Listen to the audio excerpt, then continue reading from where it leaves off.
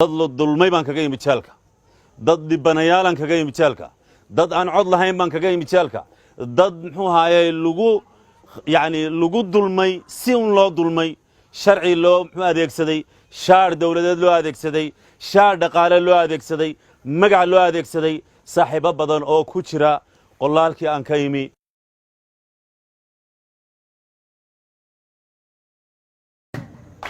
reer daad madheedh reer ood weyne aad iyo aad baan idinka mahad celinayaa soo dhowaynta diiran ee aad noo samayseen aniga iyo saaxiibbada walaalada igala yimi magaalada burco munaasabaddan oo ku soo beegantay maalin ku qaaliya ummadda soomaaliyeed 26 juun 26 bisha 6aad 1960kii ayayna xasuusinaysaa waa dhulkii Soomaaliyeed ee ugu horeeyay ee xorriyad qaata marka munaasabadaasna waxa weeye halkanaynu muxuu ahaayay ka xusayna oo ka xasuusanayna inaynu ahayn dad gumaysi diida dhulkan ayuu ahaa dhulkii gumaysiga lagu diiday ee dhulkan hadda loo yaqaan Somaliland ayuu ahaa dhulkii gumaysiga lagu diiday ee xorriyadda gumaysiga muddada dheer soo jiitamayay ee la qaatay sida awgeed waa inaynaan ogolaan gumaysigii hadda wuxuu isu bedelay gumaysi dadban buu isu bedelay good iyo abees baa isbedelay garanna maysaane bimacnaa mid kala yimi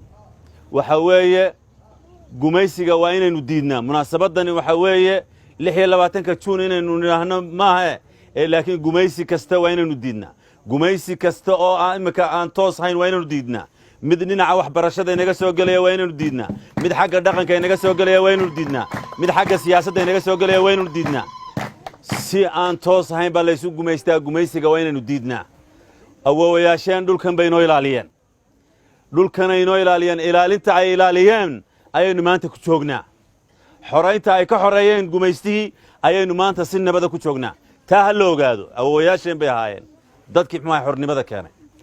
taas waa munaasabadda 26 juun haddaan ka tago hal dardaaran baan doonayaa inaan kula dardaarmo reer ood weynow hal dardaaran baan doonayaa inaan kula dardaarmo dardaarankaasi waxa weeye inaad dulmiga diidaan oo aad cadaaladda ku dhaqantaan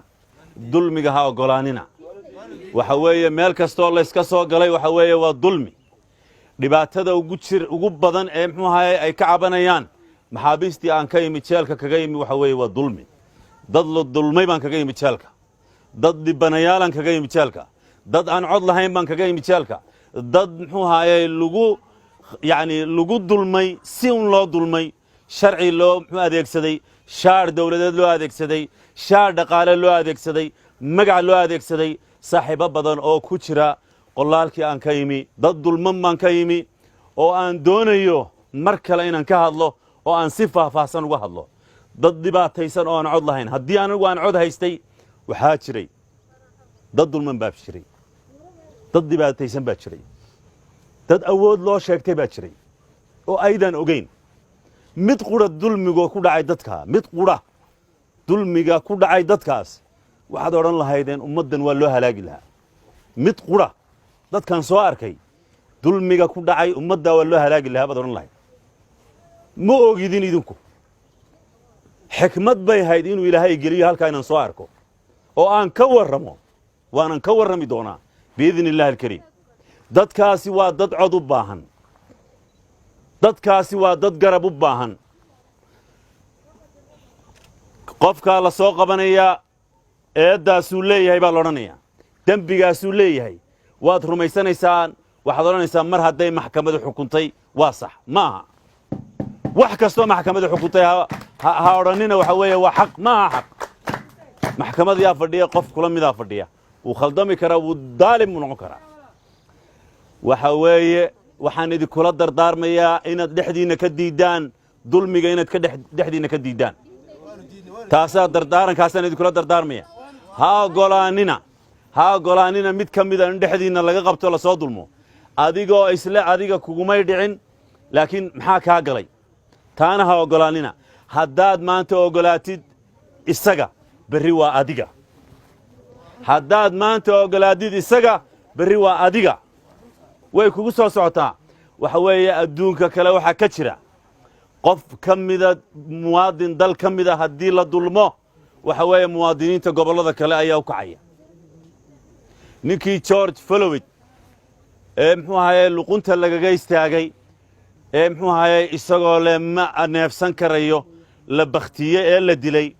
dhammaan gobollada Maraykanka waxa weeye waa laga bannaan baxay Maraykankiina waa la gilgilay maxay isu haayeen dadka waxbay sumay hayn waxa laga yaabaa kala diin bay haayeen baa laga yaabaa kala midab bay haayeen laakiin maxay aaminsan yihiin waxay aaminsan yihiin ninkan waxa weeye haddii aad maanta ka aamusid berri bay ku imanaysaa taana waan idinkula dardaarmayaa marka cadaaladdan ku dheeraaday cadaalad baan idinkula dardaarmayaa cadaalad dhexdiina muxuu ahaayey ku dhaqaan idinkula dardaarmaya haddaan ka imaado muxuu ahaayey dardaaranka cadaaladda waxa weeye gobolkii Daadmareer maadaama uu noo yeedhay oo annakuna halkan aanu nimi waadna sharafteen waanad mahadsantihiin se waxa weeye waxaad naga filanaysaan annakana kolley maamuus bay tahay oo wax ku beddelan maysaan sida aan qabo oo odhan maysaan cabdow wax noo qabo laakiin annagana way naga go'an tahay gobolkan in aanu u soo baxno mar labaad oo aanu diiradda saarno oo aanu u hadallo oo aanu waxaanu ku garab istaagi karno aanu ku garab istaagno taasaanu idin ballan qaadayna codkiinaanu noqonaynaa dhinac kasta codkiinaanu ka noqonaynaa taasaanu idin ballan qaadaynaa intaasaan ku soo gabagabeynayaa asalaamu calaykum waraxmatullaahi wabarakaatu